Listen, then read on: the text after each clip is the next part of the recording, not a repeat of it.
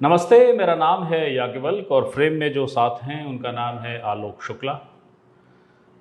बहुत चिरपरिचित चेहरे हैं जनवादी आंदोलनों के लिए और हालिया दिनों या एक लंबे अरसे से चर्चा में हैं हसदेव अरण्य को बचाने के लिए चल रहे आंदोलन के लिए। अब एक बार फिर से ये इलाका चर्चा में है और अब बातें हैं कि एक आंदोलन की रूपरेखा फिर से बने। इस बार केंद्र में रामगढ़ की पहाड़ी है और इसको लेकर सियासत भी सरगर्म है। तो कुछ जानने समझने आया हूँ जो चर्चाओं में शायद सामने आए। सर नमस्कार। हसदेव अरण्य को लेकर फिर से आंदोलन, क्या जरूरत पड़ गई? लंबा आंदोलन 10 साल तो आप लोगों ने कर ही लिया, सरकार से थके नहीं है क्या? देखिए, आंदोलन तो सतत चल रहा है, आंदोलन तो बंद हुआ ही नहीं है। हसदेव का आंदोलन पिछले 15 सालों से सतत चल रहा है, लगातार चल रहा है। क्यों? क्योंकि हसदेव को उजाड़ने की प्रक्रिया भी सतत रूप से जारी है। सरकारें आई गई, प्रक्रियाएं धीमी हुई, तेज हुई, लेकिन रुकी नहीं पूरे तरीके से। और यही कारण है कि लोगों के पास लड़ने के अलावा कोई विकल्प नहीं है। अभी आपने पूछा कि क्यों फिर से सुगबुगाहट है। तो देखिए कि हसदेव की 3 कोयला खदान है राजस्थान के पास, और राजस्थान के द्वारा पिछले दरवाजे से अडानी के पास। जो सिर्फ ठेकेदार बोलते हैं, वो ठेकेदार नहीं है, बल्कि खनन कोल ब्लॉक के आवंटन से लेके उसकी सारी स्वीकृति, पर्यावरणीय स्वीकृति, वन स्वीकृति, भूमि अधिग्रहण से लेके खनन चालू करना, माइनिंग, कोयला आपूर्ति करना, सारे काम अडानी के पास हैं। सिर्फ कागज में नाम राजस्थान है, बाकी पूरा अडानी है। और इन तीनों कोयला खदानों में जो परसाई टिकेते वासन नाम में कंफ्यूज होते हैं, ये 2012 में चालू हुई थी, जिसका दूसरा चरण जो है अभी 2022 में चालू हुआ। नई coal block Palsa coal block, जो कि पिछले लगभग 10 सालों से लोग उस कोयला खदान के विरोध में ग्राम सभाएं विरोध करती रही हैं, उसको माइनिंग ना किए जाने को लेकर। लेकिन पिछले वर्ष अक्टूबर में उस कोयला खदान को भी जबरन चालू कर दिया। कैसे किया आपको पता है? फोर्स लगा के, लाठी चार्ज। अभी जो तीसरी खदान है केते एक्सटेंशन, नाम सुनते तो लगता है कि ये एक्सटेंशन है एक खदान का, बल्कि एक नया ही कोल ब्लॉक है। और ये कोल ब्लॉक केते एक्सटेंशन है, और अभी केते एक्सटेंशन को चालू करने की प्रक्रिया बहुत तेज़ी से आगे बढ़ रही है, या यूँ कहें कि राज्य सरकार द्वारा समस्त स्वीकृतियों को दे दिया गया है। तो ये 3 कोयला खदानें हैं, और जिसमें से पलसा और केते एक्सटेंशन, पलसा अभी शुरू हुई है 6 महीने पहले, 8 महीने पहले, और केते एक्सटेंशन शुरू होने वाली है। तो स्वाभाविक है, इतने बड़े पैमाने पे जंगल ज़मीन का विनाश हो रहा है, गांव विस्थापित हो रहे हैं, तो फिर आंदोलन तो व्यापक होगा ही। हाँ, ये ज़रूर है कि कोशिश ये है कि अब आंदोलन, गांव के लोग तो लड़ ही रहे हैं, लेकिन अब ये संकट सिर्फ गांव पे नहीं बचा है, ये पूरे सरगुजा पे संकट आ चुका है, पूरे छत्तीसगढ़ का संकट है।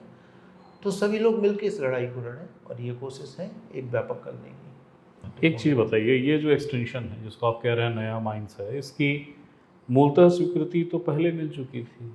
रामगढ़ की पहाड़ी का विषय आया, उसको लेकर काफ़ी चिंता जताई गई कि भाई उत्खनन से दरारें आ रही हैं। बीजेपी का जो प्रतिनिधि मंडल गया, उसकी ओर से ये कहा गया कि भैया अभी इतना हल्ला कर रहे हो, अव्वल तो ये कोई नुकसान नहीं हो रहा इस पहाड़ी को, एक बात। दूसरी बात, उन्होंने कहा कि ये तो पुराना ही परमिशन है, जब कांग्रेस शासनकाल था, कोई नया चीज़ तो हुआ ही नहीं, वही परमिशन है, उसी पे काम चल रहा है। तो अब काहे का हल्ला? देखिए, 2 बातें हैं। पहला, बीजेपी पूरे तरीके से हसदेव के मामले पे लोगों को गुमराह कर रही है, एक। दूसरा, पूरी बेशर्मी के साथ अडानी की परियोजनाओं को स्वीकृति दे रही है, मदद कर रही है, या ये कहें कि अडानी ही अब तो बैठ के मंत्रालय में बैठ के अनुमतियां जारी कर रहा है। ये सच्चाई है। जो आपने कहा कि प्रतिनिधिमंडल गया था, और तस्वीरों से तो ऐसा लग रहा है, सोशल मीडिया में लोगों ने कमेंट किया कि पिकनिक मनाने गए थे। यदि आप रामगढ़ को एक सच में ईमानदारी नज़रिए से देखते, आप एक ईमानदार नज़रिए से, निष्पक्ष रूप से आप देखते, तो आपको दलालें दिखती। लेकिन जो बीजेपी का प्रतिनिधिमंडल गया था वो अडानी के नज़रिए को लेके गया था। कैसे लेके गया था? क्योंकि राज्य से लेके केंद्र तक बैठी हुई सरकार अडानी को मदद कर रही है, या अडानी की ही सरकार है जो अडानी के लिए काम कर रही है, और जिस परियोजना को खोलना ही है उस परियोजना को एक दिखावे का भ्रमण करते हुए अडानी नज़रिया लेके और ये साबित करने की कोशिश की गई है कि कुछ नहीं हो रहा है। जबकि आप वहाँ के किसी भी व्यक्ति से बात करिए, आप पत्रकारों से बात करिए, वहाँ के स्थानीय लोगों से बात करिए, ये सब इस बात को स्वीकार कर रहे हैं कि दलालें आ रही। अब दूसरी बात हम कहते हैं कि आपने कहा कि स्वीकृतियाँ बीजेपी इसीलिए गुमराह कर रही है, क्यों? क्योंकि केटे एक्सटेंशन किसी परियोजना का एक्सटेंशन नहीं है, ये नया कोल ब्लॉक है। मैं बार बार इसीलिए आपको शुरुआत में ही कहा कि 3 कोल ब्लॉक हैं, पलसा ईस्ट केतेवासन, पलसा और केटे एक्सटेंशन। केटे एक्सटेंशन की स्वीकृतियां पिछले सरकार ने नहीं दी थी। अभी तक जिस बात को लेकर बीजेपी लोगों को भ्रमित करती रही कि पलसा ईस्ट केतेवासन पलसा की स्वीकृतियां जो हैं वो पिछले सरकार ने दी थी, केटे एक्सटेंशन खदान का आवंटन से लेके सारी स्वीकृति प्रक्रियाएं जो हैं वो बीजेपी सरकार में हो रही हैं। आपको उदाहरण बता देता हूँ। जब केटे एक्सटेंशन परियोजना की भूमि अधिग्रहण की कार्रवाई कोल बेलिंग एक्ट 1957 से शुरू की गई कोयला मंत्रालय के द्वारा, है ना? जब ये जैसे ही ये शुरू की गई तो छत्तीसगढ़ की पिछली कांग्रेस सरकार ने जनवरी 2019 में कोयला मंत्रालय को ये पत्र लिखा कि आप भूमि अधिग्रहण की कार्रवाई को तत्काल बंद करें, क्योंकि ये परियोजना जो है हम जो लेमलू हाथी लिजल बना रहे हैं उसके अंदर में होगा और इसकी कार्रवाई हम इसकी अनुमति नहीं देंगे। भूमि अधिग्रहण की प्रक्रिया को रोकना पड़ा। दूसरा, जब पर्यावरणीय स्वीकृति की प्रक्रिया आई, पर्यावरणीय स्वीकृति की प्रक्रिया का चलन होता है जन सुनवाई। अडानी कंपनी के द्वारा केंद्रीय वन पर्यावरण मंत्रालय के दबाव में 3 बार जन सुनवाई की तारीखों की नियत किया गया और तीनों बार छत्तीसगढ़ की तत्कालीन कांग्रेस सरकार ने जन सुनवाइयों को रोका और जन सुनवाई होने नहीं दिया। वो जन सुनवाई कब हुई? पिछले साल इसी बारिश के दरमियान जो है वो जन सुनवाई हुई। यदि जन सुनवाई आप नहीं कराते तो पर्यावरणीय स्वीकृति होती ही नहीं। तो ये भी आपने पर्यावरणीय स्वीकृति कराई और उसी पर्यावरणीय स्वीकृति के आधार पे केंद्रीय वन पर्यावरण मंत्रालय मोदी सरकार ने परियोजना को पर्यावरणीय स्वीकृति जारी कर दी। तीसरी स्वीकृति, वन स्वीकृति की बात। वन स्वीकृति का प्रस्ताव, जब केटे एक्सटेंशन का प्रस्ताव जब शुरू हुआ, नोडल एजेंसी के पास लगाया जाता है, जो राज्य का वन विभाग होता है, तो नोडल एजेंसी के पास जब वन स्वीकृति के प्रस्ताव को लगाया गया है और उसका प्रथम चरण होता है डीएफओ की सर्वे रिपोर्ट। डीएफओ सर्वे करके रिपोर्ट देते हैं कि यहाँ खनन होना चाहिए कि नहीं होना चाहिए।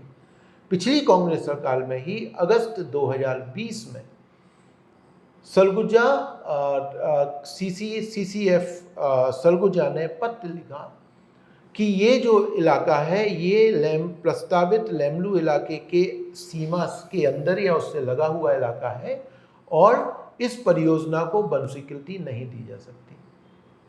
और वन स्वीकृति की प्रक्रिया अटकी रही। वन स्वीकृति की प्रक्रिया किसने शुरू की वापस? बीजेपी सरकार ने। अभी वही डीएफओ ने प्रतिवेदन प्रस्तुत कर दिया है कि केटे एक्सटेंशन खदान को वन स्वीकृति देने में कोई आपत्ति नहीं है और राज्य सरकार ने अनुशंसा जारी कर दी। इसमें रामगढ़ की दूरी को लेकर जो एक बात आती है, पूरे तरीके से उसमें झूठ बोला है। पहले क्या था?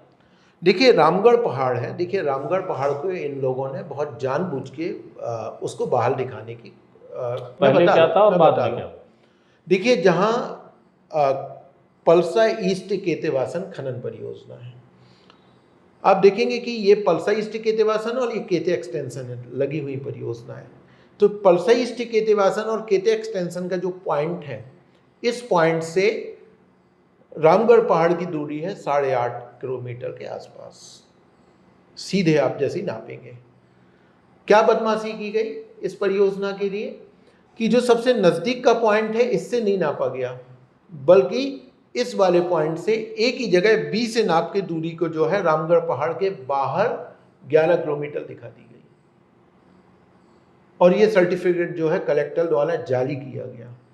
और ये वही कलेक्टर हैं जो कलेक्टर अडानी के लिए प्रतिबद्ध होकर काम कर रहे थे, मुझे नाम लेने में कोई आपत्ति नहीं है, वो संजू झा।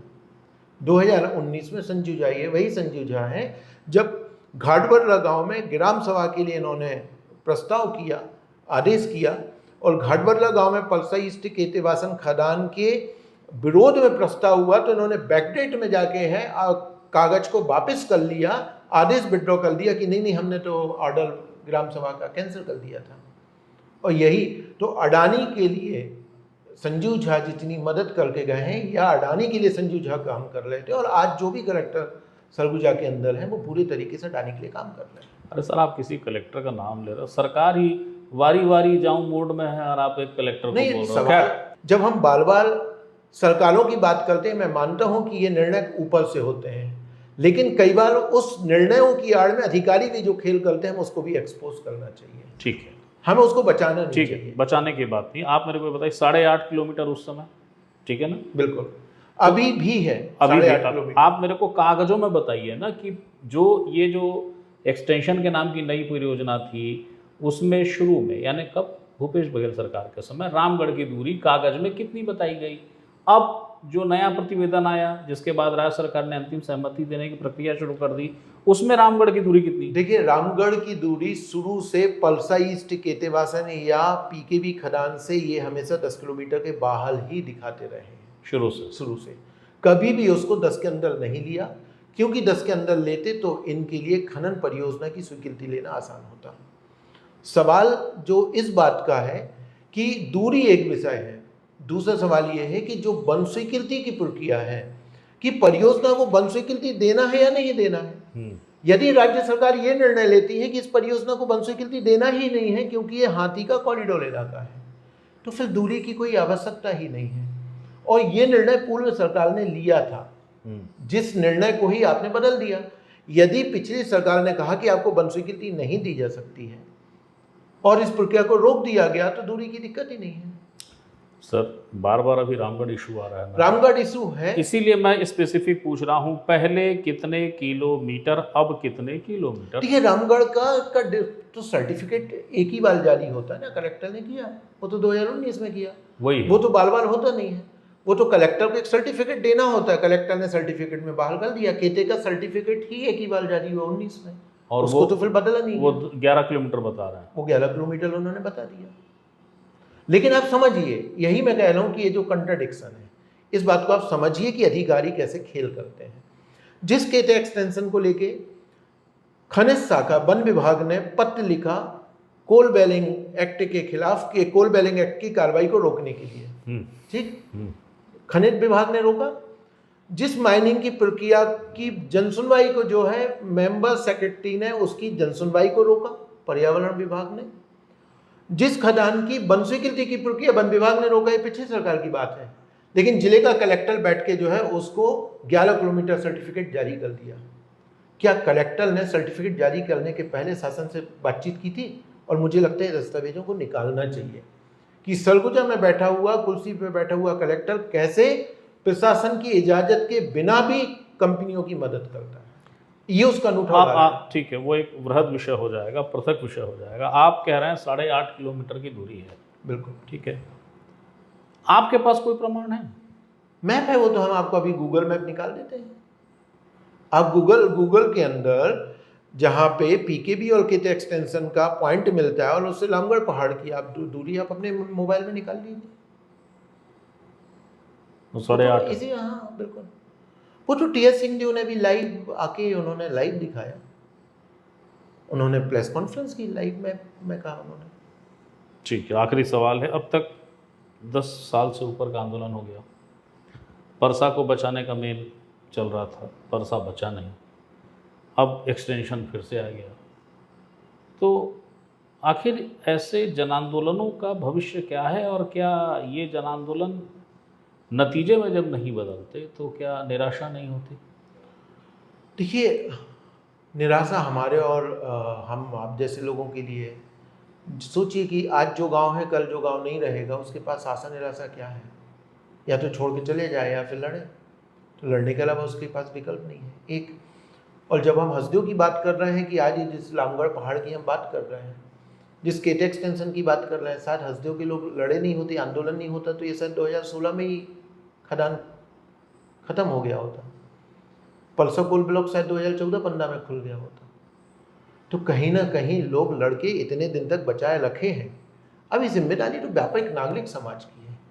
एक हसदेव का आंदोलन इस देश में एक ऐसा आंदोलन है जो पिछले इतने साल, और ये भी सच्चाई है कि उसी आंदोलन ने लेमरू हाथी रिजर्व को नोटिफाई करवाया ना, जिस लेमरू हाथी रिजर्व के अंदर 23 में से 18 कोल ब्लॉक हैं। लेकिन ये जो 3 कोल ब्लॉक जो सबसे समृद्ध जंगल को बचाया गया है एक कॉर्पोरेट के मुनाफे के लिए, और उसमें दोनों सरकारें दोषी हैं, भूपेश भी और बीजेपी की शायद। बिल्कुल स्वाभाविक। लेकिन भूपेश के पास फिल्में बोलने के लिए ये है, और ये मैं बात शुरू से कहता हूँ कि भूपेश ये कह सकते हैं कि देखिए हमारी सरकार में लेमरू हाथी रिजर्व नोटिफाई हुआ हसदेव को बचाने के लिए। कांग्रेस की सरकार में कोयला मंत्रालय ने कोयले की नीलामी से हसदेव के 14 कोल ब्लॉकों को बहाल किया। भूपेश सरकार के कारण ही केते एक्सटेंशन खदान की स्वीकृति 3 साल जो है वो आगे नहीं बढ़ी। भाजपा ने क्या किया? हसदेव के विनाश का यदि सबसे बड़ा कोई गुनहगार है वो इस प्रदेश की भाजपा सरकार है और केंद्र की भाजपा सरकार है, और इस तथ्यों को हमें मुकरना नहीं चाहिए। बहुत बहुत शुक्रिया सर, धन्यवाद। Thank you. ये थे आलोक शुक्ला। हसदेव को लेकर जो आंदोलन की सुगबुगाहट है वही जानने समझने आया था, और इसमें जो सियासत हो रही है वो भी समझने आया था। एक चीज़ ज़रूर जान लीजिए कि जब रामगढ़ को लेकर ये बातें आईं कि भाई रामगढ़ को खतरा है, तो बीजेपी ने एक प्रतिनिधि मंडल बनाया जिसमें जनप्रतिनिधि भी थे। एक लोकप्रिय अखबार जो ये दावा करता है कि वो भारत का सबसे बढ़ता अखबार है, उस अखबार में इस दौरे को लेकर और दौरे के बाद ये जो खबर आई कि कोई नुकसान नहीं है रामगढ़ की पहाड़ी को, उस अखबार ने समाचार छापा कि 10वीं पास दो लोग भी इसमें शामिल थे जिनके पास इस बात की कोई जानकारी नहीं थी कि भौगोलिक स्थितियाँ क्या होती हैं और बाकी चीज़ें, जियोलॉजी से जुड़ी हुई बाकी चीज़ें क्या होती हैं। ये अखबार की बात थी, मगर चूंकि प्रसंग वही है तो मुझे याद आया कि आपको बता दूं कि एक अखबार में बीजेपी के उस प्रतिनिधि मंडल के लिए ऐसा छप चुका है। चलते चलते ये बात भी याद रखिएगा कि पर्यावरण, धर्मस्व, संस्कृति के मंत्री राजेश अग्रवाल उसी रामगढ़ पहाड़ी के पास लखनपुर में रहते हैं। दावा करते रहे हैं कि रामगढ़ की पहाड़ी को कुछ होगा नहीं, लेकिन आंकड़े हैं और गूगल है, गूगल का मैप है जो बताता झूठ है, इसको कोई नहीं मानेगा। तो ये आंदोलन से जुड़ी हुई बातें थी जो अहम थी। फिर कोई नई सूचना, फिर कोई नई जानकारी, फिर कोई नया मेहमान आता है, फिर हाजिर होऊंगा। तब तक के लिए प्रणाम।